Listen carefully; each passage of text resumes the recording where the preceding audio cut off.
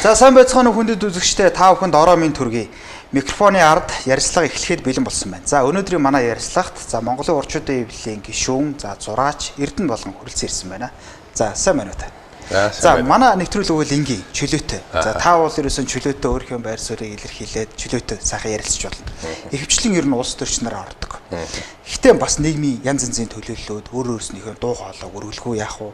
Бас бид нар хэвлэл мэдээлж бас тэрийг тухай түгээлгүй яах вэ? Ийм учиртай одоо нэвтрүүлэг байна гэж.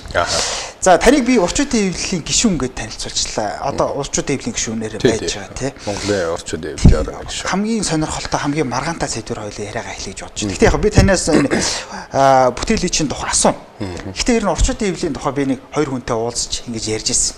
За социализмын эвлэл үед одоо байгуулагдсан үйлдвэрчний эвлэл тийм үү. За одоо ингээл том байгууллагууд байсан шүү дээ. Тий. Одоо зохиолчдын эвлэлч гэдэг юм. Урчуудын эвлэл яг тэдний нэг. Маш том байгууллага байсан, маш их хөрөнгөтэй байсан тий. За одоо бол бараг сүрээ дуусч байна гэдэг. Хоёр ч хүн тэгж байна. Гэтэл зарим нь болохоор үгүй эн чинь бас арай өөр төвшөнд явж байгаа шүү. Зах зээлийнхээ зарчмаар явж байгаа шүү гэж бас яриад идэгин. Тэгэхээр залуу зураачийн хувьд за энэ тал дээр та ямар байр суурьтай? Яг нь социализмын үед бол Монголын урчуудын эвлэлийн хороо гэж байгуулагдаад тэр хороо маань бол маш олон гишүүнтэй, маш олон зураач уран бүтээлчтэй. Ер нь урлагийн бүх төрлийн одоо керамик үйлдвэрлэл, тэгэл сэлбэр, уран зураг, уран байрмал юу гэдэг. Бүх төрлийн одоо уран бүтээлчтэй маш хүчтэй тийм байгууллага байсан. Тэгээд тухайн үед одоо хүчин юу байсан гэхлээр төрийн бас оролцоо нэлээд өндөр байсан. Одоо тухайн үед чинь төрийн захиалгаар янз бүрийн одоо өрөө алоозон юу гэдэг бүхэл юмыг одоо уран бүтээлчдээр хийлэгдэг. Дээрээс нь энэ бүхэл аймаг орон нутаг тэгээд орон нутгийн байшин бүхэл юмны тогтчлт дүүн дотор байх одоо байр мал уран зураг бүхэл юмыг уран бүтээлчдээр хийлгэж тэгээд төрөөс уран бүтээлчдийг цалинжуулдаг. Тийм байсан. Тэгээд тэр үед бол одоо маш тийм хүчтэй байгууллага байлаа л. Одоо манай урчуудын эвлэлийн хорооны дарга одоо өсгөн байгуулсан чинь Цөлтөм угаа. Цөлтөм угаа үед бол одоо урчуудын эвлэлийн хороо бол маш одоо нэр нөлөөтэй. Ер нь маш өндөр нөлөөтэй тийм байгууллага байсан. Одоо тэгээд нөгөө цаг шилжээд зах зээлийн одоо цаг үе рүү ороод ирэхлээр юм өөрчлөгдсөн. Өнөөдөр бол урчуудын эвлэлээр өөрөө өөрийгөө санхүүжүүлээд яг хөө тодорхой уран бүтээлчдийнхаа жилийн татвар тэр юмар нэг ерөнхийдөө л нэг өөрийгөө болгоод явж яана л гэсэн одоо тийм байр байдалтай л байх. Гэхдээ яг хөө сүүлийн үед бас залуучууд одоо дарга нь болж байна. Тэгээд залуучууд арай өөр юм бодож эхэлж байна. Тэгээд өөрчлөгдөх болов уу гэж итгэж байна. Яг зөвөр үнэлэлт төгнөлт өгөхөд та ярина гэж бод. Би зүгээр яг нэг шүүмжилтийн өнцгөөс л харах гэдэг байхгүй. Сайн ажиллаа ихгүй байна тий. Энэ залуу зураач нарыг одоо дэмжих тийм үү одоо яадгийг нэг бол гадагш дотгошин жуулчлалт юм уу тий. Нэг бол мотивац хийгээ тий. Бас жоох эрчимжүүлэх юм уу яадаг юм гээд дотгошоо үзэсгэлэн янз бүрийн тэмцээн уралдаанд зурчлах зүйл бол тогтмол явж байгаа. Өнөө цагт одоо дэмжинэ гэхэлэр чинь санхүүжилтийн л асуудал шүү дээ. Бид нэр одоо хангалттай мөнгө хөрөнгөтэй тийм байсан бол уран бүтээлчтэй одоо урдлан байр саваар хангах одоо адаглаад л өөрснийхөө үзэсгэлэнгийн заалт танхимыг сайхан стандартын дагуу томруулах гэл хийхийг хүсэж байгаа зүйл маш их байдаг. Тэгэхдээ төрөөс ямар ч одоо дэмжлэг байхгүй. Бид нар ч нөгөө уул уурхай янз бүрийн бизнес хийдэг хүмүүс биш. Урдландаа уран бүтээлээ хийгээл ингээл бүтээлийн төлөөлөл явж байгаа улсууд чинь тэр зүйлд одоо илүүчлэх мөнгө төгрөг хэцүү л байдаг л та. Харин ч үдээ зэрэгтэй бас ингээд тэсээд бүр алга болчихгүй явж байгаа нь одоо бас бахархалтай. Ер нь уран бүтээлчд бол зураач нар бол бас их сайхан юм нэгдэлтэй сэтгэлтэй тийм хүмүүс байдаг. Би одоо яг тэндээс асуу гэсэн та өөрөө ирэхгүй бол бас санхүүгийн өрөөл хөтлөжлөө. Зөвхөн хүмүүс иргэдийн доо одоо ингээд бид хэд ингээд иргэд байлаа гэдэг зүгээр ингэж боддог байхгүй. За зураач нар ер нь амьдрах болцоотой юу те зургаан зараад за ингээд нэг сайхан хангалуун биш юм аа гэх те нэг дунд зэрэг те амьдрах бололцоо одоо юу. Ер нь манай тийм зах зээл нь байд юм уу? Иргэд бол ярьдаг шүү дээ. Өнөөдөр гурилаа авч чадахгүй те. Мах ямар үнэтэй байлаа махаа авч чадахгүй хахад тэр зургийг давж очиж авах уу гээл те. Энэ дээр ер нь яг амьдрах бололцоо ер нь хэр байна? Ер нь бас их төвхтэй асуудал шүү дээ. Ер нь яг уран бүтээлийн замаар одоо элбэг хангалуун амьдрна гэдэг бол бас бэрхтээ. За үнэхээр одоо бас тодорхой байр суурь эзлээд алтар нэртэй болоод гавьяа шагналүртээд ингээд явж байгаа хүн бол бас нэг сайхан дундаж л амьдрна. Тэрнээс биш одоо бүх хүссэн сансан юм одоо авч гээгүүлээд ингээд уран бүтээлээр ялангуяа Монголд амьдрна гэдэг бол тунгач. Одоо уран бүтээлийн үнэлгээ гэж тэгэхэд чинь хүмүүс ч ер нь бид нар чинь бүхий л одоо ухамсартай амьдралынхаа цаг хугацааг нь уран бүтээлд зориулж байгаа. Бараг одоо гэр бүл үр хүүхэдтэй ч одоо зориулахгүй цаг хугацаагаар зориулж сурч боловсроод тэгээд нөгөө бүтээлээ ингээ гаргаад ингэдэг. Тэгээд тэр юм одоо тэгээ бүтээл гаргаад тодорхой хэмжээний үнэлгээ өгөхөөр одоо ямар үнэтэй одоо энэ ийм үнэтэй байх гэж. Тэгтэл тэр үнний ард 20-30 жилийн хөдөлмөр явждаг. Тэрийг одоо бас ойлгох яг үнэндээ манайд одоо тийм боловсрсон сэхэтэннүүд бараг байхгүй шүү дээ. Ер нь бол. Тэ. Нэг юм тодорхой бизнес хийгээд жоохон 5-10 төгрөгтэй болцсон. Тэгтээ нөгөө нэг яг сэхэтэн гэдэг тэр юм ер нь бол алдагдчихсан л байх байхгүй. Одоо чи тэр зургийг яг ойлгож аавна те гэсэн те ойлгож дурлаж тийм үү. Одоо яг энийг л одоо ингэх ёстой юм байна гэхийг ойлгож чадахгүй байна. Тэгээ урлагийн бүтээл тэр уран бүтээлчийн одоо тэр хөдөлмөр зүтгэл тэгээ тэр авьяас зүрх сэтгэл мэдрэмжүүд тэр бүх юмыг шингэсэн тийм бүтээл гэж ойлгож авдаг хүн бол тун зөв. Тодорхой алдар нэр төрсөн хүний зургийг за энэ бол алдартай гингүүт одоо энэ хүний бүтээлийг аваач гэх юм. Тиймэрхүү ер нь байр байдлаар л ер нь уран зурагт голцоо ханддаг л дээ. Тэгэхээр одоо жирийн одоо ингээд төвшинт ч гэдэг юм. Одоо юу гэдгийг одоо манайхан бол худалдаа авах чадвар арай жоохон дээгүүр төвшинт л одоо байж авна гэж л одоо би ойлгоод байна шүү дээ.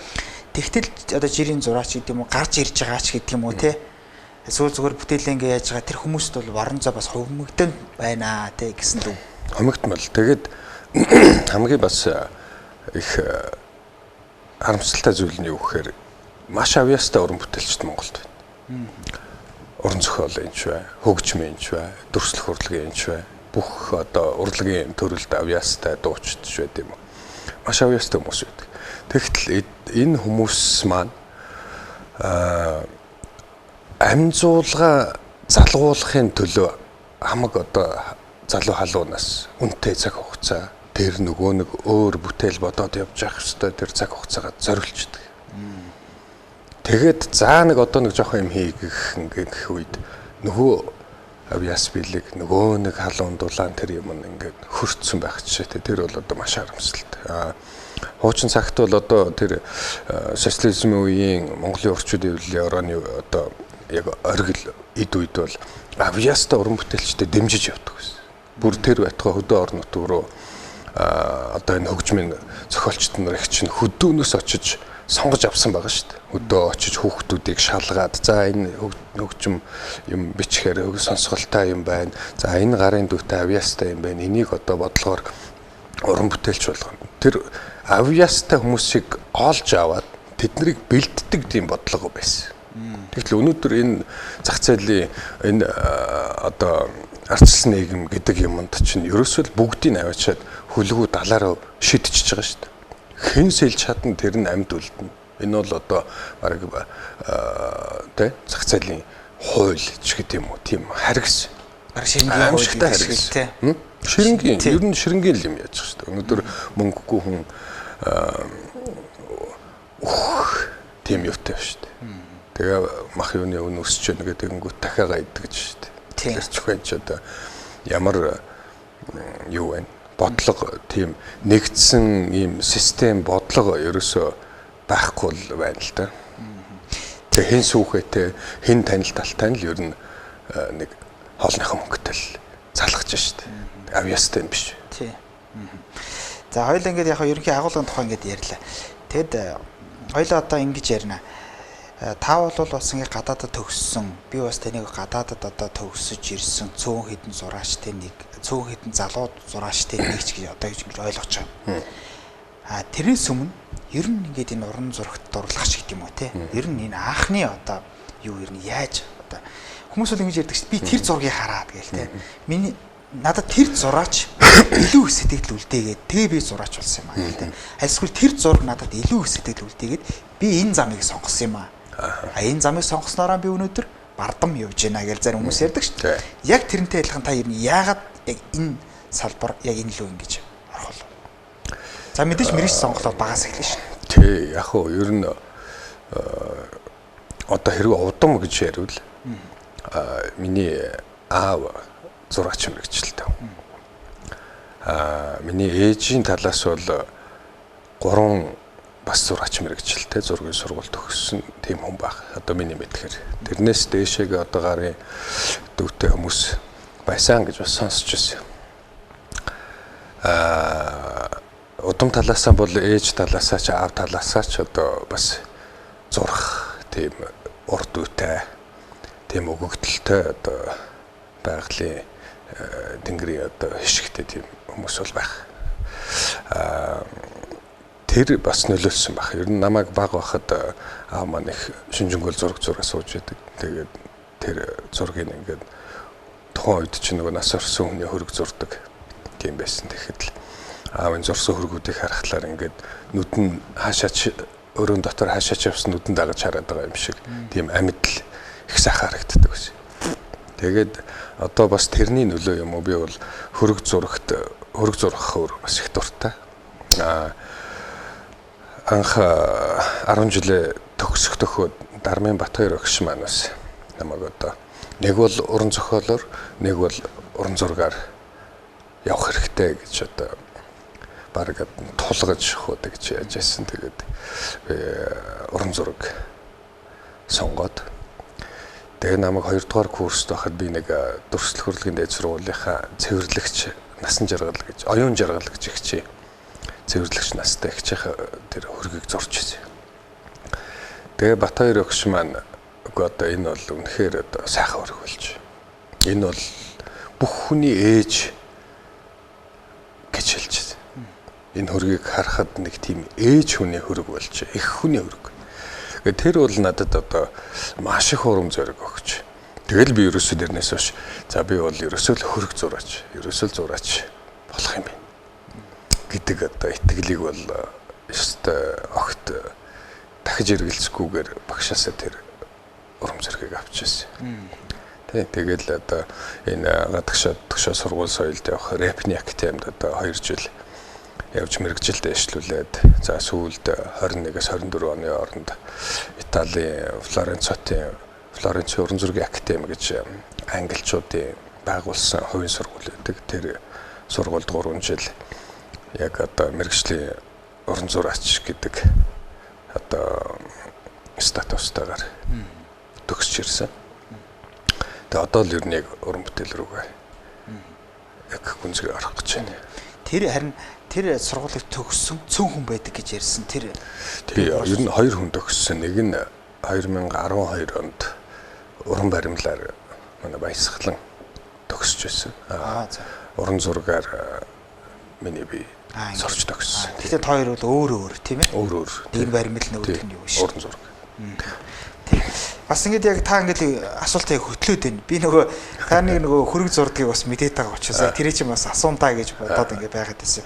Гол ингээд ялгарах юм яг юу вэ гэдэг. Одоо байгалийн зураг мургаас бол шал ондоо тийм үү? Одоо энгийн одоо жирийн бидэнд бол хүн зураад байл гэсэн нэг тийм ойлголттой тий. Гэхдээ тэрийг сайхан, тэрний давуу тий. Альсгүй тэрийг зурж одоо юугаач зүрсэхүү нэг тийм юм байдаг гэдэг л ярьдаг шин. Тэр талын дээр онцлог сайхны дурдвал юу гэдэг юм бэ? Хөрөг зураг дээр шин тий. Яг таны одоо хийж байгаа. Хөрөг зураг бол одоо хүн бүтээж байгаа юм шиг. Одоо хүнийг дахин шинээр бүтээж байгаа юм шиг тийм баяр баясгалантай сайхан зүйл л тий. Сүүлд би бас нэг захиалгаар нэг хөрөг зурсан. Яг тэр хөрөгийг зураад дуусгаад өөрөө ингээ харж хахад яг тэр хүн надтай ингээ харьцаж байгаа юм шиг. Ер нь уран бүтээлчин өөрийнхөө бүтээлийг яг хөндлөнгийн нүдээр харж ах хэрэгтэй л. Тэгээд яг тэр үед л яг за энэ бол бас нэг аим орчиж. Тэгэхээр тэр нэг юм шинээр юм бүтээж штт. Тэгээд дээрэс нь уран бүтээлч хүн гэдэг бол үргэлж сайхныг харж явждаг. Хизээ ч муухай юм харчаад энэ муу муухай юмыг зурчих гэдэг үү. Гүн чи ямар сайх юм. Ийм сайхан юм байх гэж энийг зурчих юмсан гэж л хүсэж байгаа шүү дээ. Тэгэхээр уран бүтээлчин бүтээл гэдэг бол тэр сайхан алив сайхан зүйлсийг хараад уулга алдсан дуу алдалтууд байх шүү дээ. Тэгэхээр хөрөг зурагч ялгаагүй хүний сайхныг харж байгаа шүү дээ. Энэ ямар сайхан хүн бэ? Ямар сайхан нүдтэй. Энэ ямар сайхан арсны өнгө нь ямар гоё юм. Ямар эрмэгий тийм ээ? Ямар гоо үзэсгэлэнтэй ингэж тэр сайхан бүхнийг нь л харж түн татагдаж түүнийг хүнд үзүүлэх юмсан гэж бүтээж байгаа байхгүй. Тэгэхээр хөрөг зураг зурна гэдэг бол хүний сайхныг олж харж түүнийг дахин бүтээх процесс үйл явц. Одоо бол нийгэм бол яг өөртөө яг таны хэлдэг эсрэг биш шүү дээ. Аль болохоор л мууг нь хараад тий. Аль болохоор л бүтэхгүйг нь хараад. Аль болохоор л одоо болж исэн ч болохгүй гэж яриа л тий. Яг эсрэг нийгэм одоо. Тий. Ер нь Монгол хүн бол орчлонгийн сайхныг л уулна бол харж ярьж ерөөж явдаг л байсан ард түмэн байгаа юм л. Одоо бодоод үзэлт Монгол ёс заншлыг унаг тамгалахад найр наадам хийдэг, ерөөдөг. Гэхдээ хамгийн наад захын шин дээл өмсөхөд ерөөдөг, тийм үү? Шин байранд орлоо, ерөөл магтаал. Хурим найр, ерөөл магтаал. Хүүхдийн дайх, ерөөл магтаал. Монголд ерөөл магтаалгүй юм байхгүй.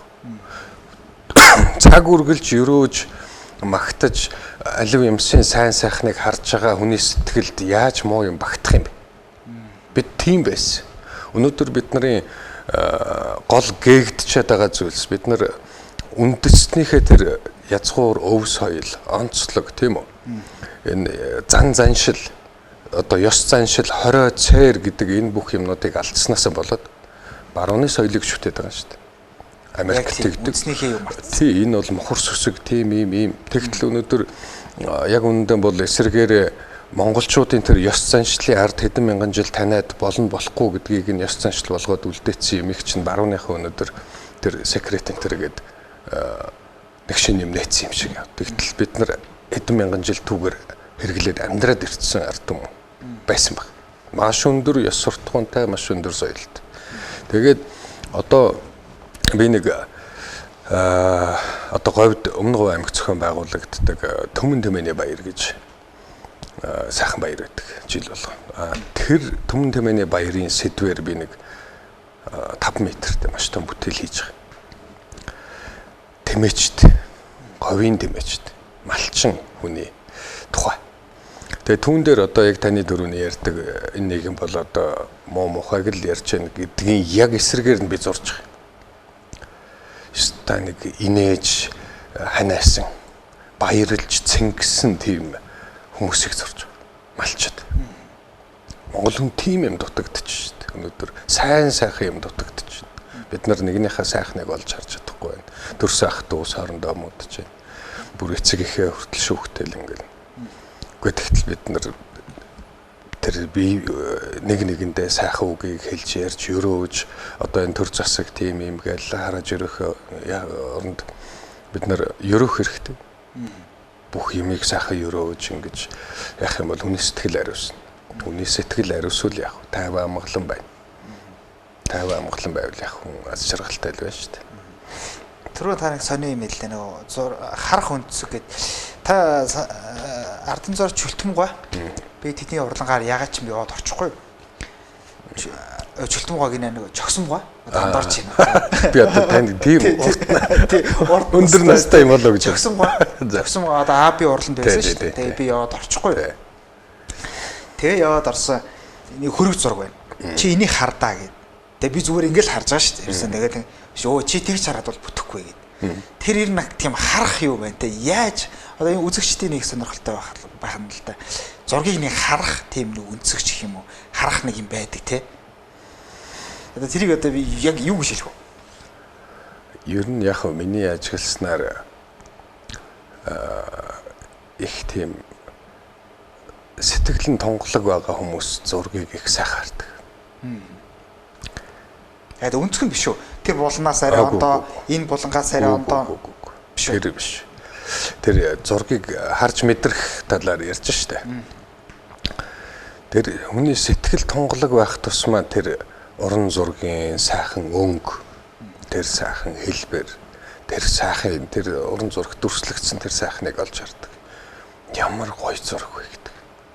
Сэтгэл нь бохирдсон хүн бол тийм юм анзаарахгүй. Энэ алдартай зураач гэсэн тийм ээ. Гин. Тэр алдартай байна уу, биш байна уу? Ер нь алдар нэртэй байх, нэргүй байх гэдэг бол яг жинхэнэ уран бүтээлчийн хувьд уран бүтээлчийн асуудал биш шүү дээ. Би саяхан энэ орд гээд үзэсгэлэн нэгдээд би бас тэрэнд оролцоод тэрэнд бас шагнал авсан. Тэгтэл тэнд нэг монгол зураг байх. Тэгээд тэрийг нэг хүн анзаарахгүй үзэхгүй л байлаа л дээ. Тэгээд би тэрийг нэлээд бүх зургуудын таарч хараад тэр зураг бол маш гоё хийсэн. Маш бүр чин сэтгэлээрээ зурсан. Тэр юмнуудыг ямар гоё хийсэн юм. Тэгэхээр тэр чин сэтгэлээр хийгдсэн юмыг л яг тэр сэтгэл тунгалаг байгаа хүмүүс тийм юм олж хардаг. Тэгэхээр уран зураг, сайхан уран зураг үзэж харна, сайхан хөгжим сонсох. Одоо энэ Чарльз Диккенсийн Давид Копперфильд энтер гэл маш гоё романууд шүү дээ. Эднэрийг энтер ингээд хүн уншиж үзэж сонсохлоор хүний сэтгэл хариуцдаг. Хариуцахаас өөр арга байхгүй. Тийм сайхан юм үзэж харж байгаа юм чи. Хүн чи ихийг харахаар сэтгэл нь уярдаг үстэй ичээ гэл. Яг тэрэн шиг хүний одоо эцэг их шиг эцэг их харж байгаа юм шиг тийм гоё одоо байгалийн өнгө төрх маш гоё тийм цэцэг навч юу гэдэг хүний сайхныг зурсан тийм гоо үзэсгэлэн зурсан зургийг харахаар хүний сэтгэл уярна гэж. Тэгэхээр уран бүтээлийн одоо сайхан дээр л дээ. Тий одоо энэ дээр танаас гадаад хамтын ажиллагаа гэх тэр хоёлаа цохост ордод өнгөрлөө. Ер нь залуу уран бүтээлчид одоо ингээ гадагшаан гараад за үзэсгэлэн гэрүүлүүлээд тий таазаа шагнал авлаа гэж ярьж шин. За ер нь ингээ шагнал аваад ч юм үзэсгэлэнгүүд оролцоо явахад хэр чансаатай, хэр чадвартай манай Монголын уран бүтээлчд биш үү? Гадаадад. Тий гадаадад ер нь хэр тийм үнэлэгддэм бол ер нь хэр одоо манайхаа ч аюул чадвар сайтай ядаж л Солонгост очиод айл үлгэж штэ гэж бид нар ярьдаг штэ.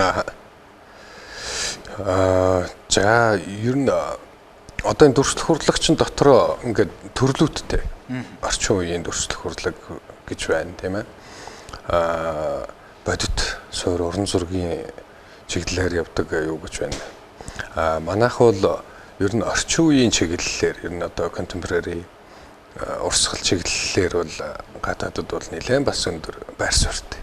Одоо Венецийн биенал, Герман, Итали энэ төр зохион байгуулагддаг, Бээжингийн биенал энэ төр гэл дэлхийн хэмжээний том үзэсгэлэн биеналуудад бол манай уран бүтээлчид маш их амжилт гаргадаг. Авьяастай, тэр юмыг харах мэдрэх чадвар их өндөртэй. Илүү нөгөө байгальтайгаа ойр. Одоо барууныхны хэлдгээр бол бүдүүлэг. Тэгтэл яг үнэндээ бүдүүлэг биш, бид нар бол илүү эрх чөлөөтэй байх. Юмыг их чөлөөтэй хардаг. Тэгээ тэр талаараа бол манай одоо орчин үеийн дүрслэх урлагийн чиглэлээр үйл ажиллагаа явуулдаг. Уран бүтээл хийдэг уран бүтээлч нар бол нэлээд амжилттай. Яг суур уран зургаар бол манайх бол нэлээд тасарсан л да. Ер нь 90 оноос хойш тэр Орос руу Рэпний академи руу, Польш, ингээл Герман руу нөгөө хоёр орны засгийн газрын солилцоогоор сурдаг байсан тэр юм байхгүй болоод ер нь соёл урлагийн салбар бол нэлээд уналтанд орсон. Тэр дундаа дүрслэх урлагийнхан бол яг суур уран зургийн мэрэгчлэлтнүүд тасрах тийм 20 гаруй жил тасарлаа шүү дээ. Тэгээ одоо сүүлийн үед бол нэлээд сэргэж байна. Тэгээ одоо манайхаас бол сайхан уран бүтээлчд байна. Одоо Усан будгаар бол Мөнхбаатар олон улсын хэмжээний мастер сайхан уран бүтээлчд байна. За реалист чиглэлээр бол Одон, Уганбаяр, Отгон Төвдөн гэдэг одоо сайхан уран бүтээлчд байна. Тийм. Тэгээд эдгээр маань сайхан олон улс руу үзэсгэлэнд гараад ингэх юм бол ер нь дутах юм байхгүй. Харин ч одоо бид нар ер нь суур уран зураг бол нэлээд сэргэж байгаа. Яг бодлогоор дахиад одоо баруун руу Америк руу одоо сүүлийн үед нэлээд бас мандж байгаа тийм сайн сургуулиуд руу нэг хэд хэдэн залуучуудыг сургаад авчих юм бол Монголын дүрслэх урлаг бол маш хурдан сэргэнэ. Бид нар бол маш хурдан сурдаг. Тэр зураасан зураг гэж бас одоо Монгол зургийн аргаар гэж ярьдаг шүү дээ. Тэр одоо төрөл жанр гэх юм одоо тэр юу ер нь хэр амжилттай явж байна. Монгол зургийнхан бас амжилттай. Монгол зураг бол ер нь нэлээд бас сайн хөгжиж байгаа. Ер нь сайн уран бүтээлчд бас гарч ирж байна. Тэгээд одоо энэ бас гадны оронд зохион байгуулагч байгаа том үзэсгэлэнгүүд ч ер нь Монгол зургийнхаа энэ төр бас их сайн ордог шүү дээ. Ер нь амжилттай. Ер нь нөгөө зурхаач нутагтаа үн хөндгүү гэдэг шиг тэгээд манай Монголын уран бүтээлч нар Монголд үн хөндгүү гэдэг шүү дээ. Тэгээ гадны оронд очихоор байлдан дагуулдаг. Тий, яг үнэ тий. Дотооддоо юм олж харддаг тий. Бид нар нэгнийгээ хүлээн зөвшөөрдөг. Тий. Тий. Гадны оронд жоох амжилт гаргаад ирэхлээр уулаг мондаг гэл ингээд хүлээж авдаг шүү дээ. Тий. Ер нь нэг хүлээн зөвшөөрдгөөс юу бол салбар хүртэл байна л да. Тий. Тэр нь биел илүү л гээл. Тэр юу юм л гэдэг үзээд ирдэг. Тий. Уул нь бол бид байх л ёстой юм шиг байна. Бид гэж л ер нь аливаа юмд хандж явах юм бол бид бүгдээрээ амжилтанд хүрнэ. Бид бүгдээрээ сайхан амьдрна. Өнөөдөр 7-800 сая машин унаад гудамд тий нийт ард иргэд нь нөгөө дахин ямахаа идэд явж ах утгагүй ч тий. Бүгдээрээ сайхан амьдрах хэрэгтэй. Тий. За хоёлаа үзэсгэлэнгийнхээ юуг нь дуусгач нэ. Гадаад дотоод гээд за та хэр үзэсгэлэнд оролцож байна? Монголд бас том яг та бүхний төрний хэлдэг шиг том үзэсгэлэнгүүд ч юм уу том уралдаанууд зохиогдох боломжтой юу тий. Тэгээ зохиогдох боломжтой байлаа гэхэд нөгөө л ивент итгэгч нөгөө л нэг ойлгодгүй хүмүүс байдаг учраас одоо эдийн засаг дээр очиж гацх уу тий. Ер нь та ингээд жилдэр хэдэн бүтээлүүд уралдаан тэмцээнүүдэд оролцдог ч юм уу хаагур явж байна. За эхнийх нь ер нь Монголд одоо яг урдлаг хөгжиж байгаа газар бол жишээлхэд Испани, Англи, Америк гэдэг яг ер нь дөрслөх урлаг бас хүчтэй ингэж сайн уран бүтээлч нар одоо тэнд байгаа газар орнууд байна л да. Тэгээ тэнд бас л нөгөө эдийн засгээ дагаад явж байгаа. Эдийн засаг эдийн засгийн чадамжтай дээрэс нь нөгөө соёл урлагаа сайн ойлгодог тэрний үн цэнийг мэддэг тийм хөрөнгөтнүүдтэй газар бол урлаг бол маш сайн үнэлэгдэж байна. Маш сайн хөгжиж байна. Одоо жишээлбэл сүүлд Испанд Барселонд миний нэг таньдаг Испани нэг баян нөхөр байдаг. Альминара гэдэг. Тэгээ тэр бол одоо жишээлбэл тийм эдлэн газар аваад бүр цайзтай тийм газар аваад тэр цайзыг зөвхөн уран зургийн галерей болгож байгаа. Тэгээд өөрөөсөө одоо жилд 120 мянган евроны санхүүжилт гаргаад дэлхийн хэмжээний том уран бүтээлчдийн дунд үзэсгэлэн зохион байгуулж тэмцээн.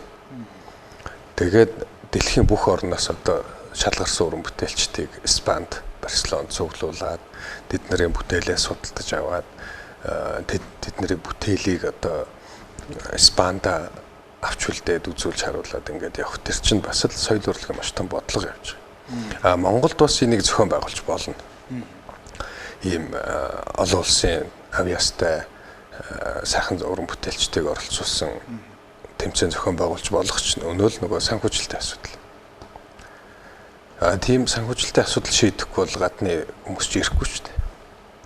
Тэгтэл Монголын одоо энэ дүрслэх урлаг цуглуулдаг сонирхдаг энэ улсууд бол одоо зөвхөн Монголын зураачдынхаа бүтээлийг цуглуулах биш. Дэлхийн одоо алдартай яг энэ цаг үед амьд сэрүүн байгаа сайн уран бүтээлчдийн бүтээлийг ч гэсэн цуглуулах боломжтой шүү дээ. Үнний хувьд ч гэсэн тийм айхтар одоо үнэтэй биш боломж юм. Гэхдээ дэлхийн хэмжээний маш өндөр чадвараар бүтээгдсэн сайн уран бүтээлүүд байдаг. тэрийг авах боломжтой. Тэрийг авахын тулд одоо Монголдо маш сайхан тийм тэмцээн уралдаан шагналын сантай тэмцээн уралдаан зохион байгуулах дэлхийн бүх орноос ирж оролцох боломжтой шүү дээ. Гэхдээ яг тэрийг ингэж ойлгож олон жилийн ар дээр энэ үнцэнтэй бүтээл одоо Монголд үлдэнэ гэдэг тийм эх оронч зүрх сэтгэлтэй хөрөнгөтөн Монгол цөөхөн л байна л да. Нөгөө хоёр дахь асуулт нь. За нөгөө гадаад дотоод тэмцээн уралдаанд хэр оролцож байна?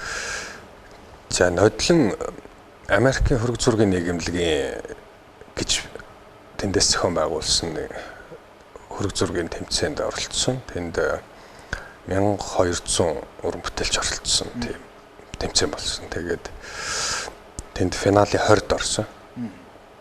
Тэгээ 1200-аас яг 20-д орно гэдэг бол миний хувьд бол тийм том амжилт шүү дээ. Том болон сайхан амжилт. Тэгээд дараагийн жилүүдэд бас яг Монголынхаа өвөрмөц онцлогийг шинжийг харуулсан сайхан бүтээлүүд хийж дахин оролцож амжилт гаргаж улс орныхоо нэрийг гаргана гэсэн зорилгоо өргөлдсөн л явж байна. За одоо хоёулаа нөгөө нэг зургийг одоо ингээд ойлгодогч гэдэг юм уу, бизнес менеж гэдэг юм уу, зах зээлч гэдэг юм уу, энэ тухай зарах тухай хоёулаа анхaalтай ярьчлаа. Одоо хоёулаа төр засгийн дэмжлэг гэж нэг тухай ярихаас аргагүй байгаад байна. Яг одоогийн шүү дээ. Тэр миний санаж байгаагаар бол нэг юм үзэсгэлэн зохион байгуулад одоо жил болгон тий.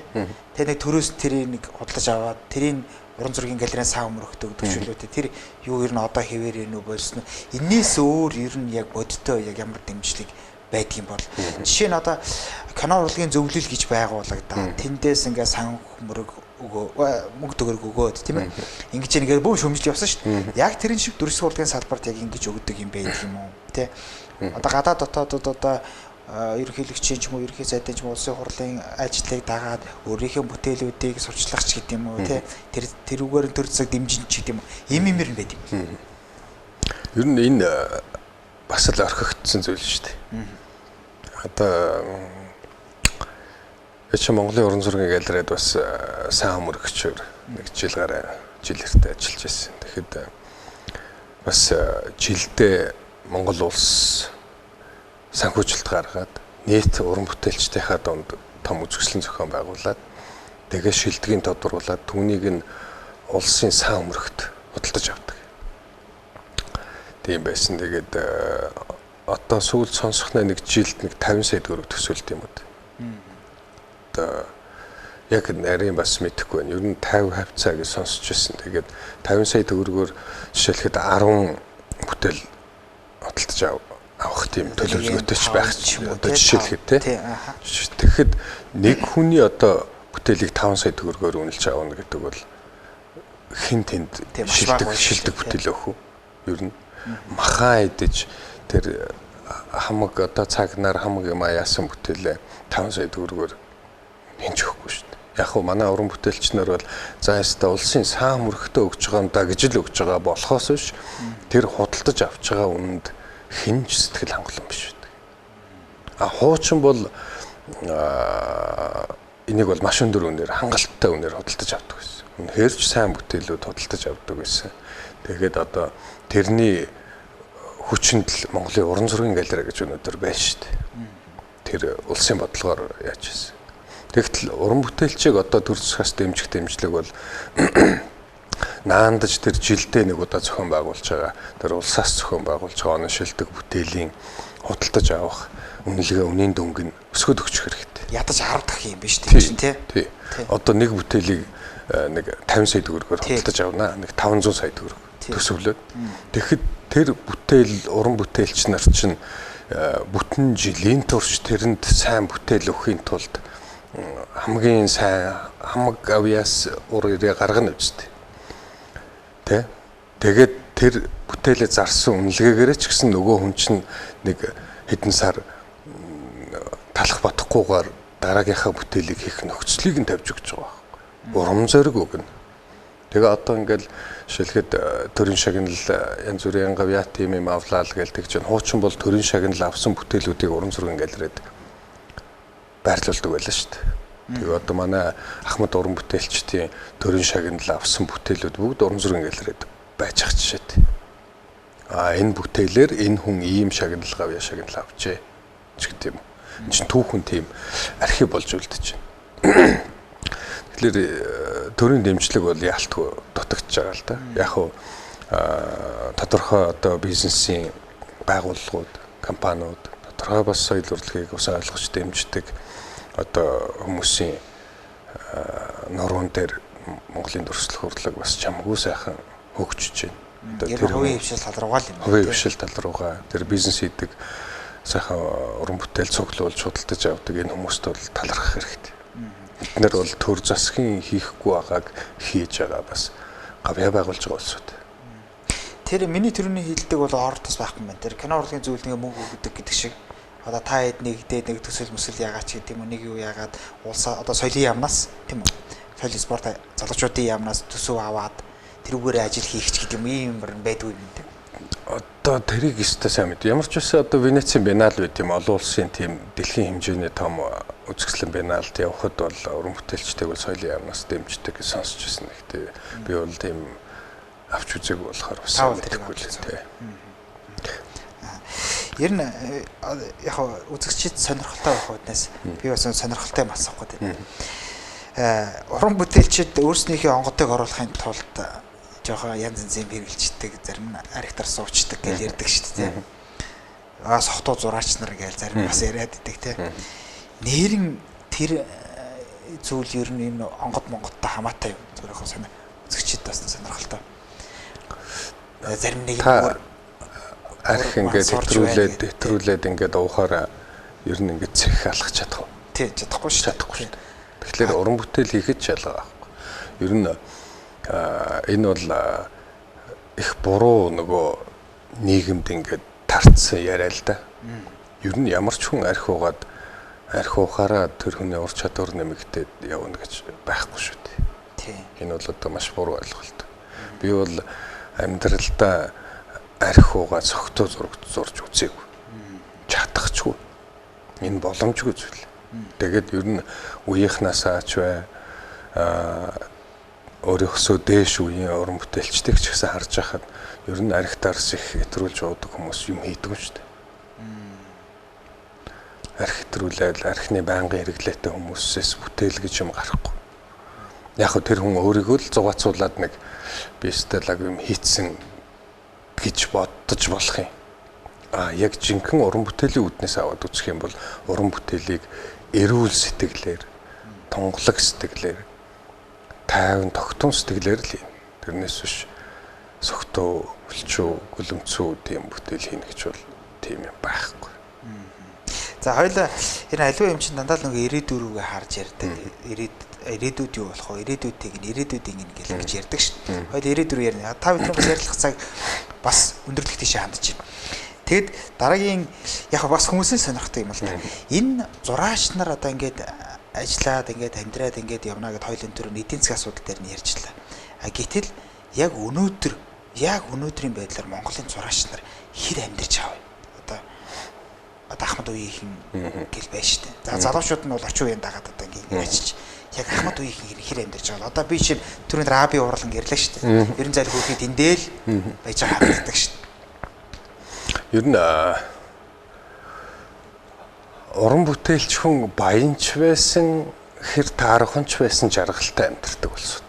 Өөрснөө тий.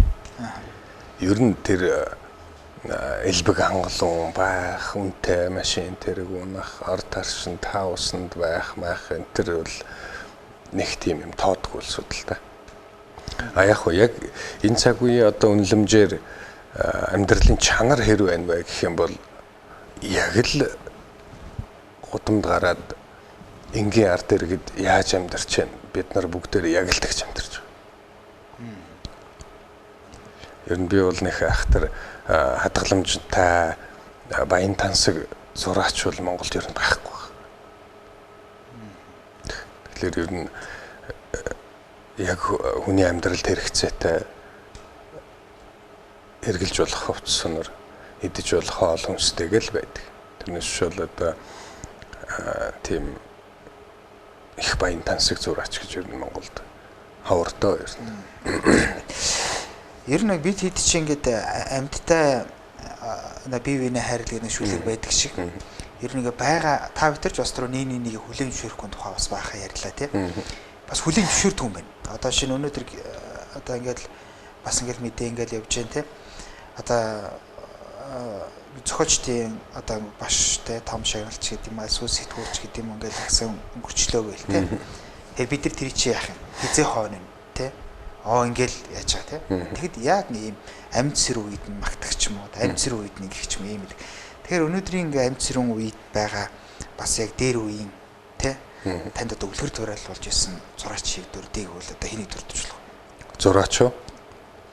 Тий зураач одоо яг өнөөдөр ингээд одоо бид хэд ч одоо амьд ах үед нь л одоо ингэж юуг нь өглөж одоо би болоо дээр одоо чагсамгааг л одоо бас дүрдэж шүү дээ. Надад тус болсон зураач гэсэн үг үү? Тий тус болсон. Ер нь одоо өнөөдрийн өнгө төрхийг тодорхойлж байгаа. Одоо би чинь дүрслэх хурлын дээд сургууль төгсөөд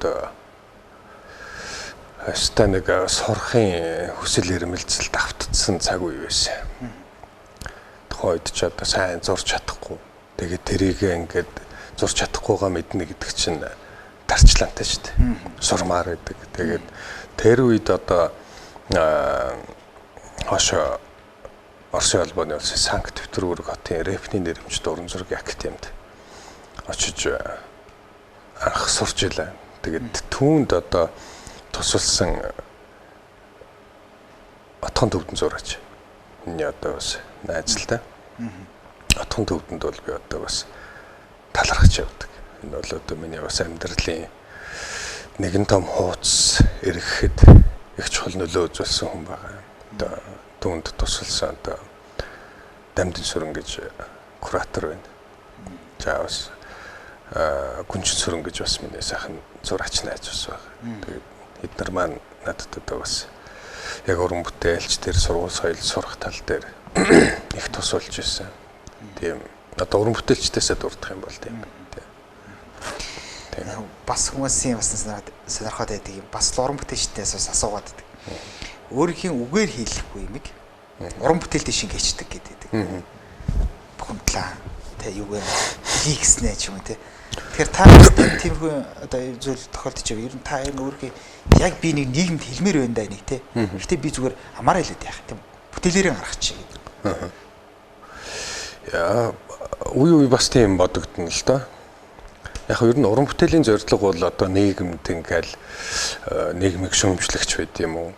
Нэг бол одоо соён гэгэрүүлэх ёстой ч гэдэг юм уу. Би бол нэг уран бүтээлийн зорилго бол тийм биш гэж бодож байгаа. Уран бүтээлч хүн бол өөрийнхөө сэтгэлийг хөдлөсөн, сайхан санагдсан зүйлсэл зурж байгаа. Тэр нь нийгэмд яаж нөлөөлөх нь одоо дараагийн асуудал болж байгаа. Тэгтэл яг үе бас нийгэмд энийг ингээд нэг дуу хоолой болгоод өргөчих юмсан гэсэн тийм бодол төрн одоо сүүл тэгэхэд бид нар одоо амьд сэрүүнд нь гоочлсоор байгаад л явуулсан нөгөө арго гэдэг арго багш гэдэг тийм. Тэгээ одоо ингээл зарим нэг бичлэгийн үгийг ингээл харж байхад яасаа айхтар эх орныхоо төлөө хүн байсан юм бэ гэж. Тухайд нь бид нар шоолол, гоочлол, доромжлол ингээл би нэг тэр хүнийг нэг зурчих юмсан гэж. За. Хаяа бодогдтiin.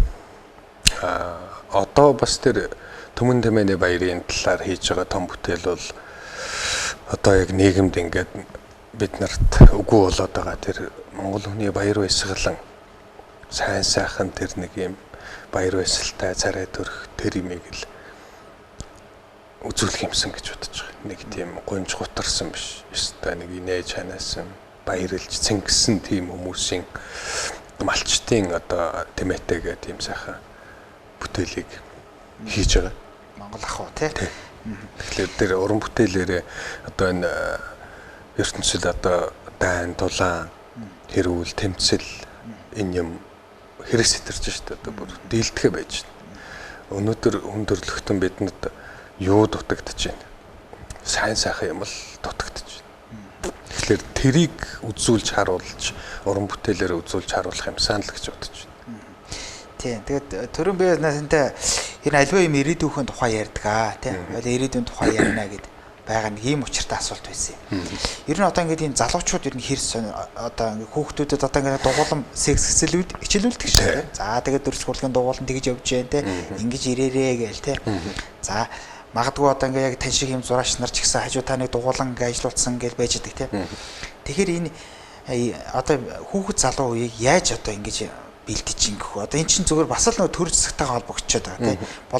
Боловсролын системд оруулаад ч гэдэг юм уу те.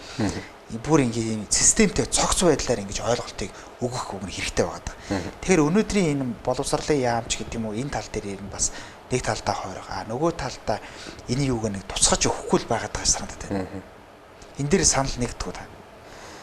Тэ нэгддэг. Ер нь бол бид нар ингээл юу гэдэг барууны Кембриж хөтөлбөр тийм юуны Харвардын тийм юу гэл ингээл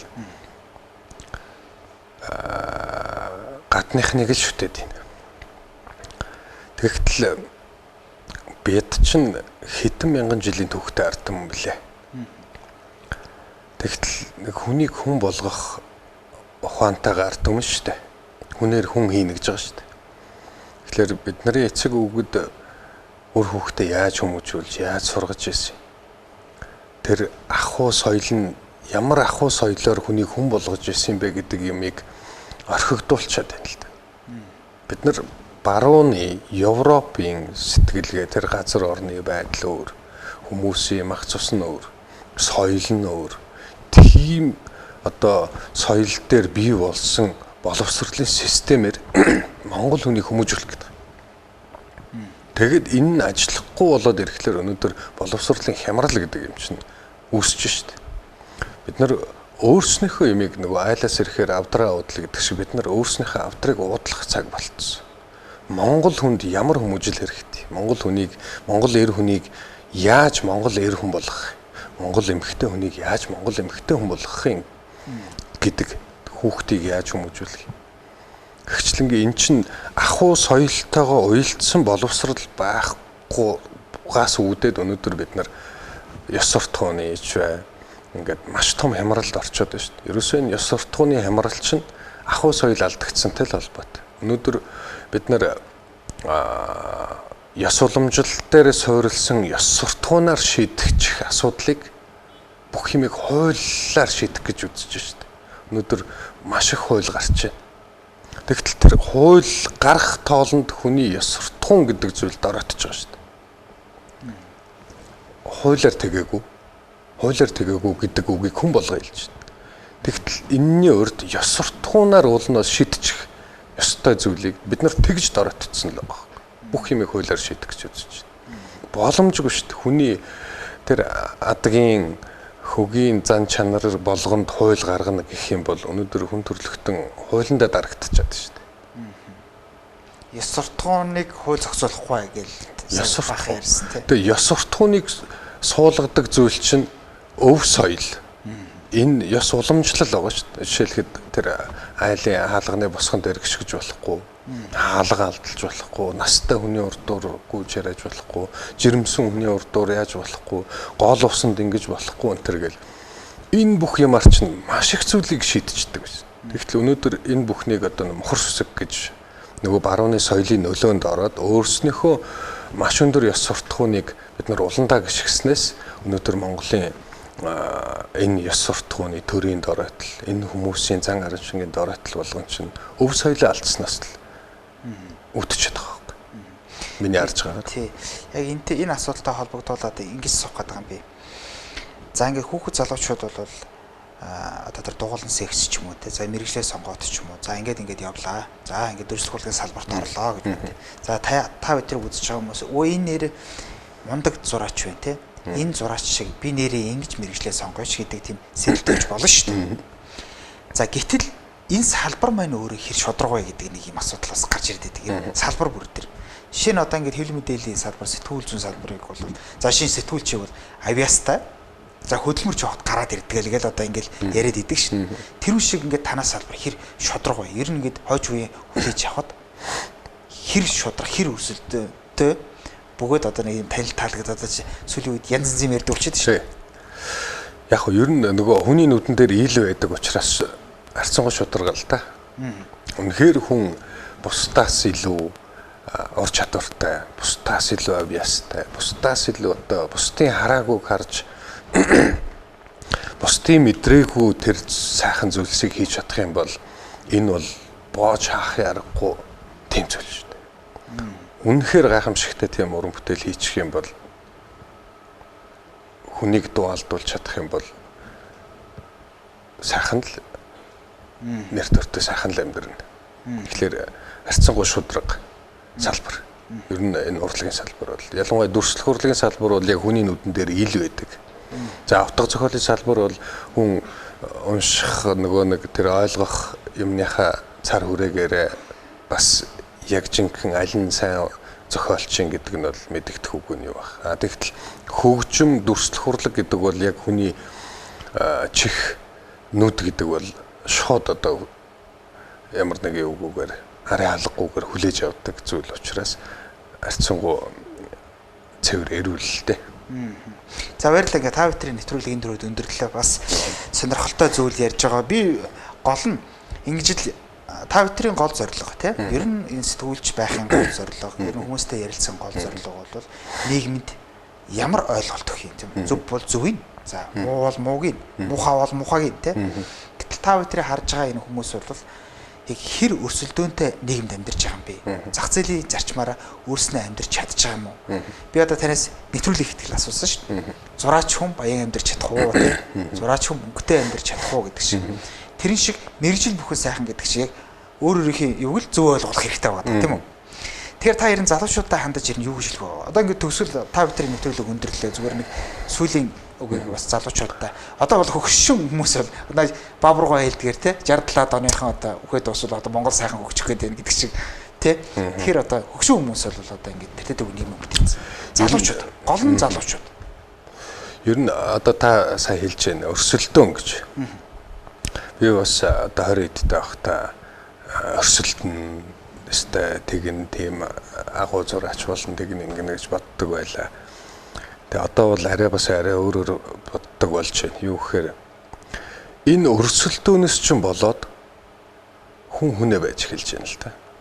Бас эсрэг тийм. Тий. Энэ яг одоо нөгөө энэ либерал ардчилсан энэ нийгэмд чинь өрсөлдөн хэн одоо чадж байгаа сайхан амьдранч гэдэг юм уу? Яг энэ ийм байж болно. Тэгэхдээ өрсөлдөхөөсөө илүү бид нар нэг нэгэндээ тусалж явуул яасан. Эсрэгээр өрсөлдөх биш. Ингүүл сайхан нийгэм бий болох юм шүү. Ингүүл хүн хооронд зөрчил байх юм шүү.